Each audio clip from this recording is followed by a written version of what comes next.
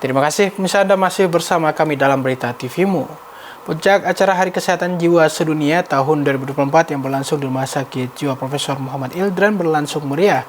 Peringatan Hari Kesehatan Jiwa Sedunia ini ditandai dengan berbagai agenda kegiatan. Pejabat Pemprov Sumatera Utara melihat dari dekat ruang perawatan para penderita disabilitas mental tersebut.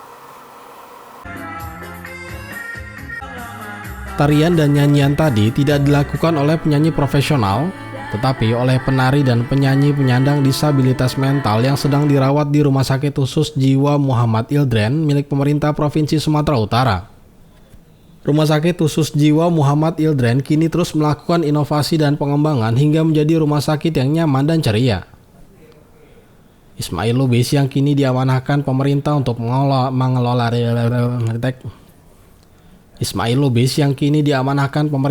mengelola dan mengembangkan rumah sakit khusus jiwa tersebut terus melakukan inovasi agar rumah sakit khusus jiwa Ildren dapat menjadi rumah sakit menyenangkan dan ceria sehingga dapat mempercepat penyembuhan pasien disabilitas mental. Ismail Lubis yang kini diamanahkan pemerintah untuk mengelola dan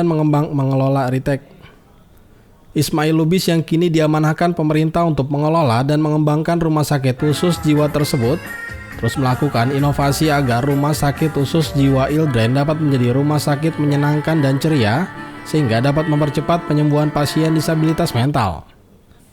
Ismail Lubis, kader Muhammadiyah yang kini dipercaya menjadi Direktur Rumah Sakit Khusus Jiwa, meminta dukungan semua pihak agar pelayanan rumah sakit jiwa tidak dijauhi apalagi dilupakan.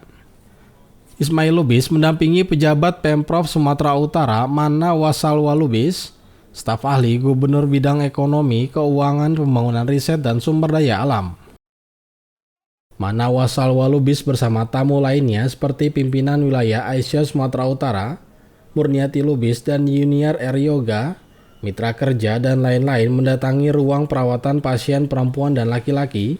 Di sana, pejabat Pemprov Sumatera Utara menyerahkan makanan dan melakukan dialog. Sebelumnya, Mana Wasalwa Lubis menyerahkan santunan kepada yatim piatu kepada tenaga kerja outsourcing berupa uang dan beras. Dirinya juga melepas balon ke udara menandai semangat perubahan yang dilakukan Rumah Sakit Jiwa Muhammad Ildren.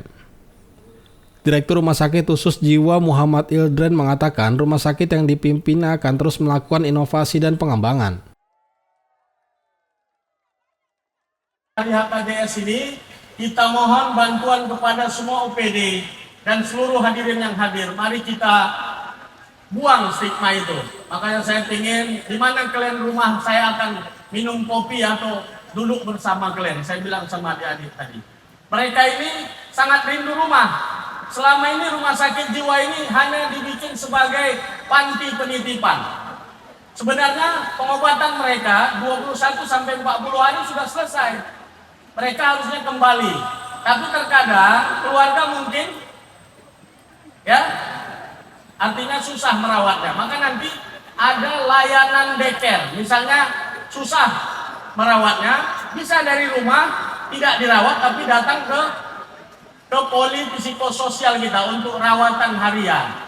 Dan nanti kami akan buat rumah tunggunya di sini, agar kita keluarga kita disabilitas mental ini bisa dirawat di sini untuk fokus. Dan insya Allah dengan kerjasamanya Bu Sali melalui Gubernur, kami mohon kiranya pasca perawatan mereka. Staf ahli Pemprov Sumatera Utara Mana Wasalwa Lubis memberi apresiasi atas perubahan Rumah Sakit Khusus Jiwa Sumatera Utara menjadi lebih baik. Mana Wasalwa memujikan kondisi rumah sakit khusus yang bersih, tertata rapi, dan punya banyak program, dan dirinya senang melihat perubahan di rumah sakit ini.